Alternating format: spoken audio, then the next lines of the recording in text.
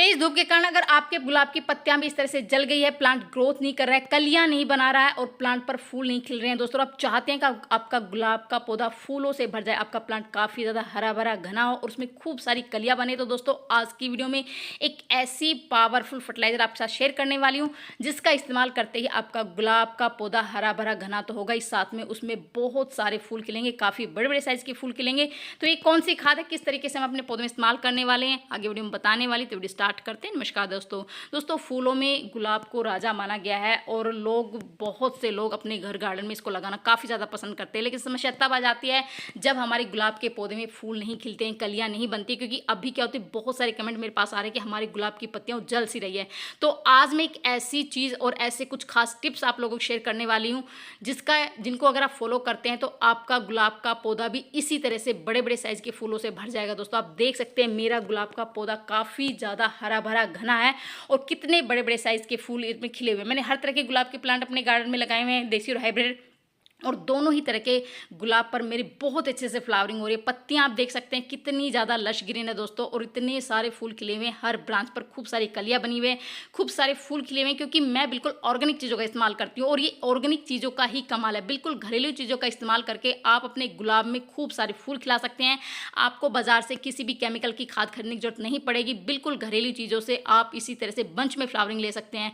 तो दोस्तों गुलाब का पौधा एक सन लविंग प्लांट है, मतलब अगर आपने अपने गुलाब के पौधे को प्रॉपर धूप में रखते हैं तो आपके गुलाब के पौधे में बहुत अच्छे से ग्रोथ होगी और उसमें खूब सारे फूल खिलेंगे। और आप चाहते हैं कि आपके गुलाब में न्यू बेसल फ्रूट निकले, खूब सारी ब्रांच निकले, न्यू ग्रोथ हो, तो उसके लिए आपको जैसे ही फूल सूख जाते हैं उनको तुरंत निकाल दे, ताकि प्लांट अपनी पूरी एनर्जी नई नई ग्रोथ करने में लगाए।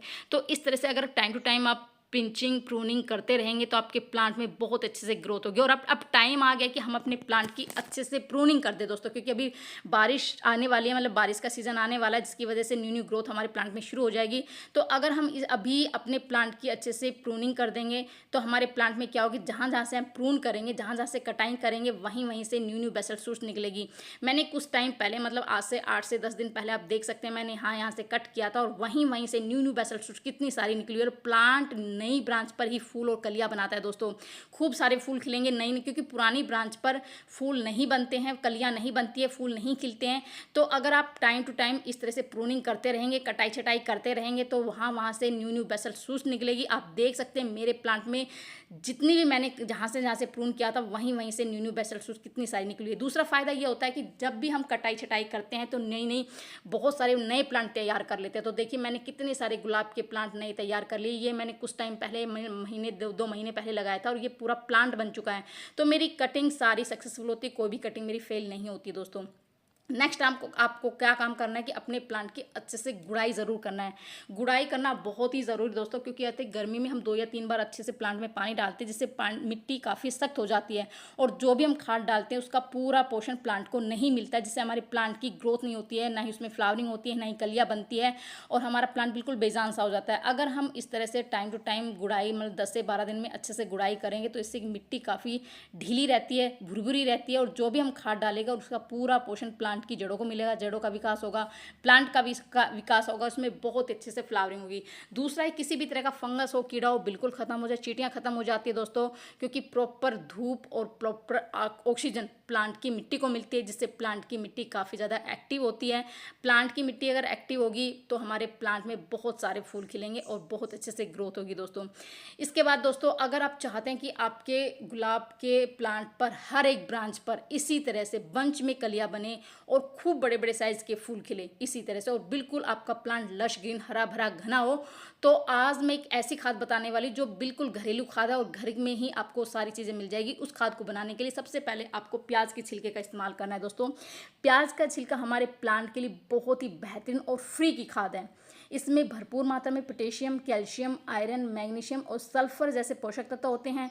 ये हमारे प्लांट की जड़ों को मजबूत करते हैं, फूल अधिक खिलाने में मदद करते हैं दोस्तों। और इसमें एक ऐसी गंध होती है जो कि चींटियों को, क्योंकि गर्मियों में चींटियों की समस्या बहुत आती है कि गमलों में जैसे मिट्टी में नमी रहती है, ठंडक रहती है, तो चींटियाँ बहुत सारी आ जाती है, जिससे हमारे प्लांट की ग्रोथ रुक जाती है दोस्तों। तो अगर हम इस तरह से इन चीज़ों का इस्तेमाल करेंगे तो चींटियाँ नहीं आएंगी और हमारे प्लांट बहुत अच्छे से ग्रोथ करेगा।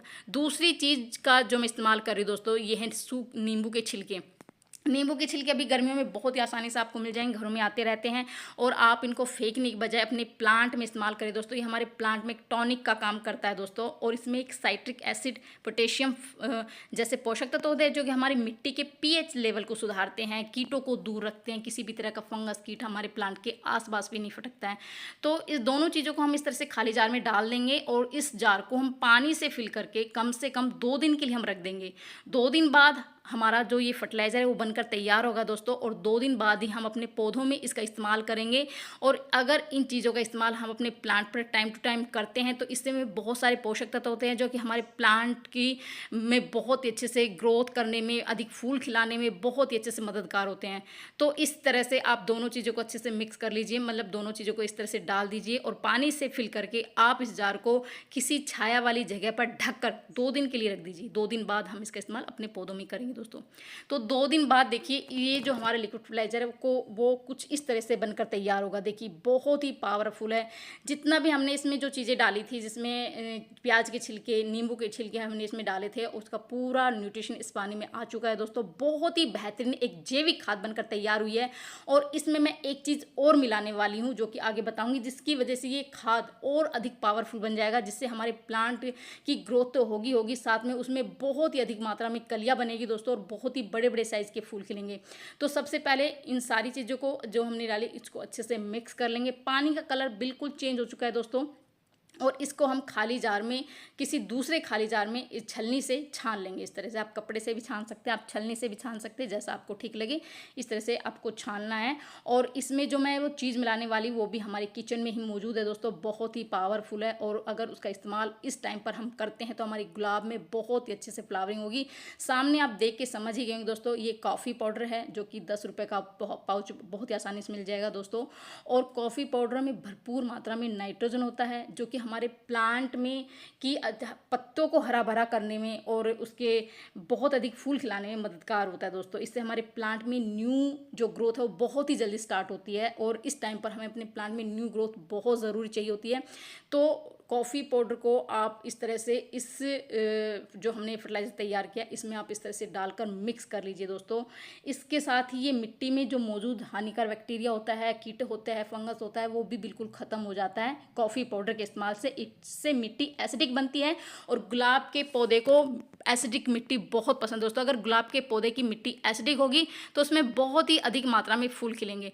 तो इस तरह से हमें सारी चीज़ों को अच्छे से मिक्स कर लिया है। इसमें हमने सिंपल पानी और ऐड किया है, और इसको हम अच्छे से मिक्स कर लेंगे दोस्तों। और इसका इस्तेमाल आपकी जितने भी गुलाब है, और ऐसा नहीं कि आप गुलाब में, आप अपने किसी भी फ्लावरिंग प्लांट में आप इसका इस्तेमाल कर सकते हैं दोस्तों। बहुत ही पावरफुल है, बिल्कुल घरेलू चीज़ों से बना हुआ ये फर्टिलाइज़र है। 3 घरेलू चीज़ें मैंने इस्तेमाल की दोस्तों, और आप इसका इस्तेमाल करके अपने गुलाब की ग्रोथ तो करेंगे ही करेंगे। आपका प्लांट काफ़ी ज़्यादा हरा भरा घना होगा। पत्तियां जो जल रही है वो बिल्कुल, वो समस्या बिल्कुल ख़त्म हो जाएगी। कीड़ों की, फंगस की समस्या बिल्कुल ख़त्म हो जाएगी, और आपका प्लांट में बंच में काफ़ी बड़े साइज़ के फूल खिलेंगे इस तरह से। तो अगर आपके प्लांट में ग्रोथ नहीं हो रही है, फूल नहीं खिल रहे हैं, पत्तियां जल सी रही हैं, पत्तियां पीली पड़ रही है, फंगस कीड़ों का अटैक अगर आपके पौधे पर हो गया है, तो इन घरेलू चीज़ों का इस्तेमाल करके आप अपने गुलाब में खूब सारे फूल खिला सकते हैं दोस्तों। तो ये थी छोटी सी जानकारी। पसंद आई तो लाइक से ज़रूर कर दीजिए। मिलते हैं नेक्स्ट वीडियो में। बाय बाय दोस्तों।